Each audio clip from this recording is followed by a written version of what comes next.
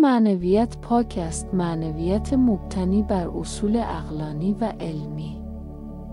برای هر چیزی علتی وجود دارد. این حقیقت کیهانی است که به خوبی در قوانین طبیعی و تغییر ناپذیر حاکم بر همه چیز می‌گنجد. این راه مستقیم و ملموس برای ارتباط با ارواح نور موجوداتی از جهانهای پیشرفته است. شما دیگر نیازی به حضور در معابد ندارید، دیگر نیازی به خروج از خانه ندارید، دیگر نیازی به زانو زدن، چرخاندن چشم یا چیزهای دیگر ندارید. ما ارواح مجسم شدهای بخشهایی از اصل هوشمند، آن نیروی خلاق، هر چیزی که مردم عادی آن را خدا می‌نامند. پاکسازی روانی تمرینی است که به نفع روح است. باید در زمانهای تعیین شده انجام شود. بنابراین لازم است ساعت یکسانی از روز را برای تمرین پاکسازی روانی تعیین کنید. به طور همزمان صبح، بعد از ظهر و عصر. توجه به کلماتی که در هنگام نظافت روانی گفته می شود ضروری است. تصور کنید یک نورافکن در بالا بیشتر و شدیدتر می درخشد. این همان چیزی است که در اختری اتفاق می افتد در حالی که ما پاکسازی روانی را انجام می دهیم. تابش اول را تابش می گویند. الف اولین جزء پاکسازی نفسانی است. پس از آن تابش که قسمتی است که در آن به مدت 5 دقیقه تکرار می کنیم. و ما تمام شدیم. ایجاد یک تابش به اختری برتر، یکی به کانون بزرگ و یکی به رهبران اختری جنبش معنویت گرا. اگر اولین بار است که پاکسازی روانی انجام می دهید، بهتر است آن را به مدت 10 دقیقه و 3 هفته انجام دهید. 10 دقیقه در یک زمان و بعد از 3 هفته آن را به مدت 5 دقیقه شروع کنید. این برای آشنایی و تثبیت خود با انرژی‌های جدید مهم است. در ابتدا دیدن رویاهای غم انگیز معمول است، زیرا این نشانه تغییر انرژی است. پاکسازی روانی بهداشت روانی است که یک حمام معنوی است. او ما را از افسردگی، بیخوابی، چهره دیدن، جنون، اعتیاد، اضطراب، راه رفتن در خواب، جادوگری، جدایی زوجها، تصادفات، عصبانیت، استرس، نفرت و بسیاری از مشکلات دیگر رها می‌کند. هنگام تمرین پاکسازی روانی نباید چشمان خود را ببندید و زانو نزنید.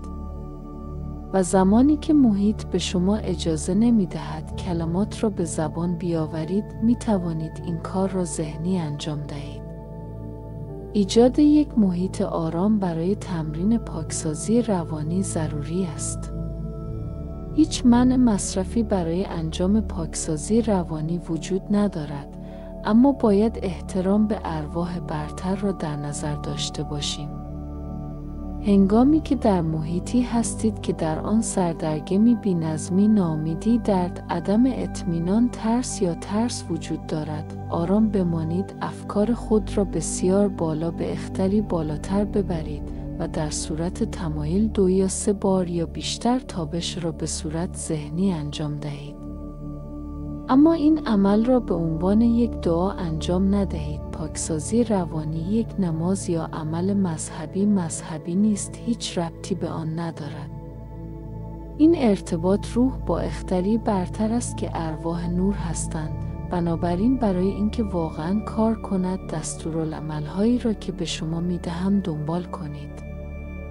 به بدبختی یا بدبختی فکر نکنید، ترحم یا پشیمانی یا اندوه را ساطع نکنید، هیچ درخواستی را ساطع نکنید. ارواح برتر از قبل می‌دانند که ما به چه چیزی نیاز داریم، فقط باید به کلماتی که می‌گویید توجه کنید در حالی که پرتوها را انجام می‌دهید و باید تخیلی از کانونی از نور ایجاد کنید که شما را احاطه کرده و تقویت می‌کند. همه چیز به افکار ما بستگی دارد. چگونه این گونه فکر کنیم خواهد بود. حالا بیایید با پاکسازی روانی شروع کنیم. به اختری برتر. تمرکز بزرگ نیروی خلاق می‌دانیم که قوانین حاکم بر جهان طبیعی تغییر ناپذیرند و همه چیز تابع آنهاست. همچنین می‌دانیم که با مطالعه استدلال و رنج ناشی از مبارزه با عادات بد و ناقصی‌ها است که روح روشن می‌شود و به تکامل بیشتری می‌رسد.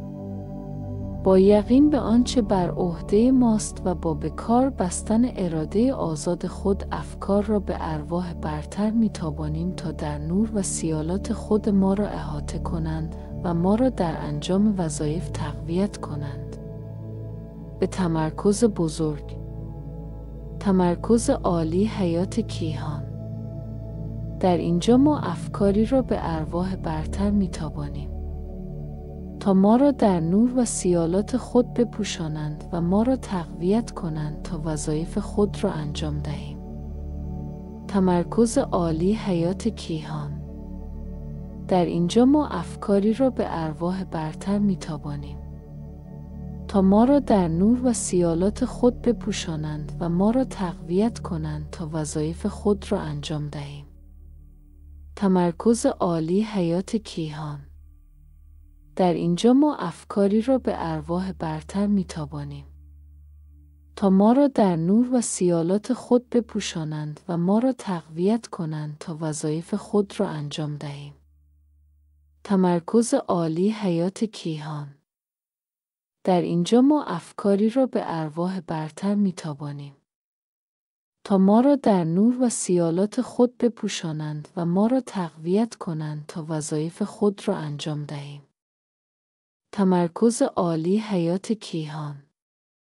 در اینجا ما افکاری را به ارواح برتر می‌تابانیم تا ما را در نور و سیالات خود بپوشانند و ما را تقویت کنند تا وظایف خود را انجام دهیم. تمرکز عالی حیات کیهان.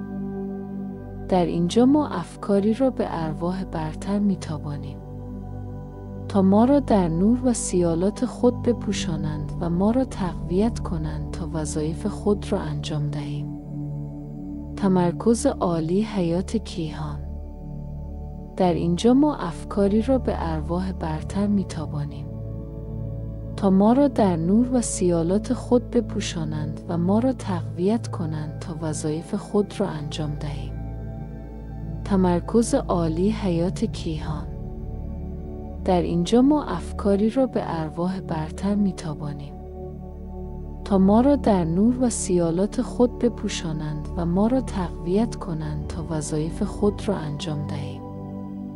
تمرکز عالی حیات کیهان.